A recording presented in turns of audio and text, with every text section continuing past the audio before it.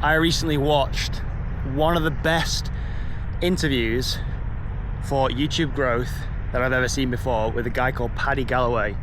And in this one, I'm going to break down 10 of my best insights from this hour-and-a-half long interview and show you how you can start applying it to your YouTube channel so you can start experiencing more growth.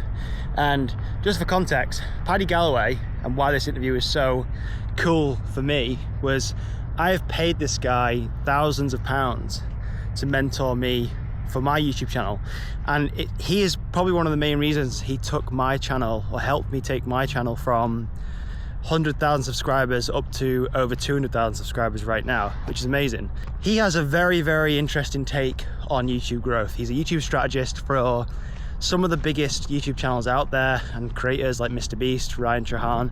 He does a lot for Red Bull's YouTube channel and is a master at YouTube and a master at view maximization on YouTube, which is very, very important. So first point is talking about YouTube as a skill that you can learn, and it's not just random luck. When I first started on YouTube, and I know a lot of creators are in the same boat, they feel that YouTube is very random, that the more videos they put out, somewhere down the road, if their videos are good enough, they'll strike gold, they'll have videos that go viral, and they'll succeed.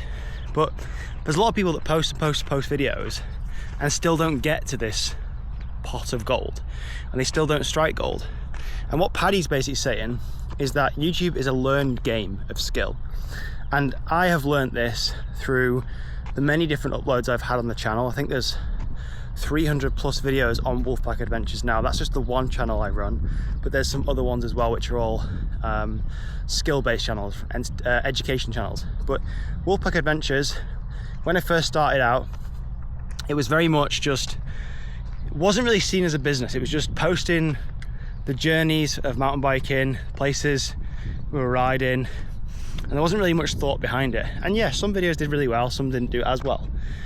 But as time went on, and this is basically when I started analysing the videos that did well in the last 2 years, I started to realise there was actually a very important skill you have to learn when it comes to having a successful YouTube channel and videos that perform as you want them to. So instead of just filming any old video for the channel, I started putting a lot more thought into the ideas of my channel, the angles, what people really wanted to see, analysing what had worked on previous videos, and started basically giving more of what people wanted. And that's where my channel took off. And it was when I realised that YouTube is a learned skill. It's not just acts of randomness. Point two is this whole idea of making videos that you would actually watch if it wasn't your channel. A lot of creators make videos because they think they should make certain videos. Maybe they see other creators making videos and they just jump on the bandwagon and make the same video, or they're in like a specific niche on YouTube and they just follow the trend, they follow the norm, they follow the sheep, and they just make what everyone else is making without really thinking like, well, am I actually interested in making this video? Am I passionate about this? Would I click on this thumbnail to watch? Which is a big point, because a lot of people I know will put in so much work into videos and don't even give thumbnails or titles an ounce of thought or energy. So my thinking is, like, if somebody doesn't click on your thumbnail, they don't read your title, they're not going to watch your video. So now I flip that and think, well, if I can't create a thumbnail for a video and I wouldn't click on this thumbnail, what makes you sure, or what makes you believe that anybody else would? So that's an interesting insight. And by the way, there is more useful resources if you dig in this in the description below, and drop me any YouTube comments you have as you're going through these insights and let me know which one resonates with you most. I'd love to know. But my next point is about titles and thumbnails, because this is the video. Titles and thumbnails, your packaging, is arguably more important than the video you make. So what Paddy said in this interview, which is something that he taught us when I was being mentored by him, was that most people will make a video and then they will think of the title and thumbnail after they've done that. So I used to do this with my mountain bike videos. I would go out making mountain bike content, and then I'd be sat on my computer editing, thinking, shit, what do we title this video? What's the angle of this video? What thumbnail should we do it? And most creators do this. They just grab screenshots or make the thumbnail after. It's like an afterthought. But think about it like this. If somebody doesn't click on your video, they ain't watching your video, right? They're not going to stay around. So in that essence, your title is the hook and your first 30 seconds of your video. These all play a part in getting watch time, viewers to stay around longer, YouTube's algorithm to recommend your video to more people, to new audiences. It all works together like a system that you have to learn. And titles and thumbnails now, Jesus, if I can't think of a good title for a video, I won't even entertain the idea of making the video in the first place, because if you don't get the click, you're not going to get the watch time or that viewer.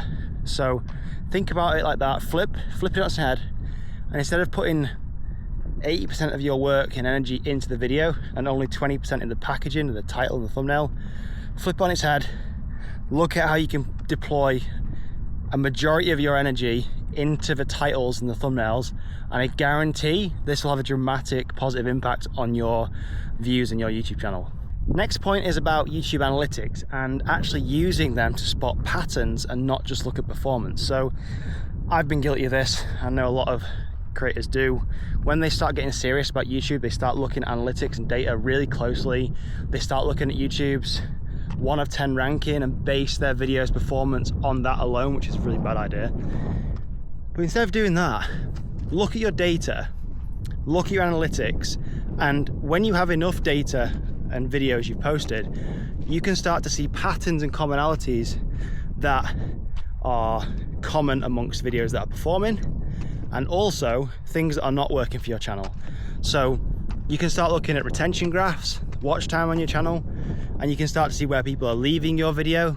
And if there's a common pattern, say there's certain things that you say or certain things you do in a video, and you can literally see a really negative drop off in retention, start to look at how you can get rid of these in future videos. Cut them out, don't do it. Because this is going to signal to YouTube that people are watching longer, and then it will show your video to more and more people. Same goes for positive impact, positive patterns. What types of thumbnails are people clicking on? What types of things are, like what titles are resonating with people? And when it comes to video ideas, don't think you've exhausted a video idea because you've made one video on it, right? If you find one specific type of video or title of video or type of thumbnail is performing well from you, double down on it, keep doing it. Don't just believe that, well, I've done it once now, my audience can't seem to fathom me doing it again. No, keep pressing that button like you're at a slot machine in Las Vegas, and every time you press that slot machine, it puts money at the bottom. You keep pressing that big red button until it doesn't deliver anymore, because what the actual studio is telling you is giving you data, right? And people are literally telling you, we want to see more of this style of content. So you just have to go and create it, but you have to be smart enough to see what these patterns are. Because I know a lot of creators and YouTubers who will look at this data and they will not really understand how to read it properly, which is obviously causing their channel to stall or not grow as they want, and especially when it comes to smaller channels.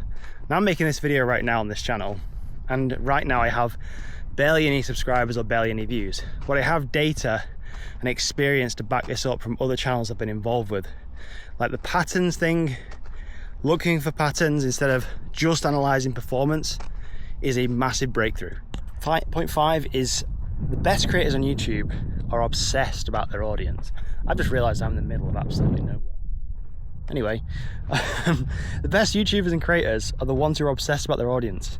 They don't just make videos and ignore the people who are watching them and the people who are coming back, the core audience. They are obsessed with their audience and what these people are doing outside of YouTube as well as on YouTube. Because if you can really get into the minds of your audience and you understand what keeps them coming back, what other videos they're watching, what other creators they're watching, what styles of videos they like, the length of videos they're more inclined to watch, the content the platforms they're consuming content on, is it mobile, TV, iPads. This is all going to impact how you can make better videos for your channel. And a lot of people will overlook this, but get inside the minds of your audience. If it's someone like you, or like if you're making videos for people like yourself, like look at what your patterns are. Start analyzing it, start looking at what people are doing outside of YouTube, because guarantee if you start thinking about this and being smart about your creation, it will impact your videos on YouTube in a positive way. Point 6, there is no clear or best niche, there's only a clear promise. So point 6, there is no perfect niche, there's only a clear promise. So when people are starting on YouTube, or smaller channels, creators, and maybe they're not getting many views on videos, or maybe they're a little bit further ahead and they are starting to get a few thousand views a video, they might still be questioning whether they've chosen the right niche, or like, are they creating the best videos for that niche? And the thing is, some people say that some niches are more saturated than others, but there is no saturation on YouTube. Everything is getting more saturated. There's more viewers, more creators, more than ever before. But the thing that separates you is, one, your uniqueness. So you as a person, you as a creator, what makes your channel stand out, you as a personality. And 2, you create your own niche over time. So what I mean by this is that the promise that you give people, the clear promise, is the reason people keep coming back. So again, the example on here is my Wolfpack Adventures channel. This primarily is promising people that I'm going to keep posting POV as raw as possible mountain biking. Most of the videos are extreme, most of the videos are going to enable my audience to live through my videos. They come to my channel because I'm fairly sure people watch my videos because they get experiences and feelings that they are somewhat not going to be able to experience anywhere else. Some of the riding that I do, or a lot of the videos I post, is made in a specific way that is unreplicable for most people, which means people live through my videos because they don't want to go and, or maybe they can't go and experience what I can do on a bike to the locations I'm able to go to. So they watch my videos, and if I'm able to make like an immersive experience for them, they live out their dreams through my videos. So I'm creating experiences, I'm delivering a clear promise by creating my own niche. Point 7 from this interview was showing transformation or progress in every video. So this is really key, because when a viewer watches your video, one of the most influential ways you can keep people watching and coming back to your videos is taking them on a journey. Right? And 2 of the best ways to do this are transformations and progress. So if you look at some of my videos, or go and look at some of your favorite videos, actually, not just my channel, go and look and think about the reasons why you're watching it. It's because at the start, they hook you in with a clear reason to watch. Say, for example, it's a challenge video. The challenge is set at the start of the video. In the first 30 seconds of the video, it's like a hook, hooks you in, and it isn't revealed until towards the end of the video what actually happens. So you are then on a journey, a transformation of progress, struggle from 0 to level 100, from start to finish. You're on this journey with the creator then. And this is going to only increase retention and watch time. And people love transformations. They love seeing progress in any way, shape or form. Now, this can also be done in every single different niche. Think about when you see a before and after photo of someone who's had a really dramatic body transformation, where they've lost loads of weight or put loads of muscle on from like day 0 to day 90 or whatever those transformations are. You see them and you instantly want to see like how they've gone from 0 to the end result. So build transformation and progress into your videos, and again, I guarantee your views will go through the roof by just doing this. Point number 8 is how to combine 2 worlds into one. Now you'll see this a lot on successful channels. They're able to pull together 2 different worlds. So I'll give you an example. I have a really good friend called Tyler, and he is looking at getting started on YouTube right now, and he is diving into the world of freeride mountain biking, which is super extreme. He's a 42-year-old dad, has 4 kids, a family, successful business owner, the works. So for me, he has combined his two worlds of his passion for mountain biking and this real world dad, right? And again, not many people can do this, but when you tie these two stories together, that introduces a whole new dynamic to Tyler's channel. Rather than him just being a free ride mountain biker, he is a free ride mountain biker, he's a dad of 4 and a business owner. So all this rolled into one is super interesting and pulls in a bigger audience of people because it's so exciting. And there aren't many people on this planet, if anybody, who is doing this. So that is the uniqueness, and that is how you avoid feeling saturated in a market or in a niche on YouTube. That's how you do it. So ask yourself, and comment below actually, if you've got this far in the video, think about your two worlds. What are your two things that you could potentially tie together to create a uniqueness on your YouTube channel? Have a think, drop them in the comments below, and I'll reply to you. Retention and whether somebody stays around to watch your video is all determined in the first 30 seconds. So just like your title and your thumbnail, put so much more effort into that first 30 seconds. You want to hook people into your video, make a bold promise, make it clear, set the stakes, and if people watch for longer than 30 seconds, there's a strong statistic that they will stay around for the whole of your video. But a lot of people, you'll see in the statistics, I put some on the screen now, you can actually see the percentage of people that stay around after 30 seconds. The higher that number, the better, and I try and shoot for above 70%.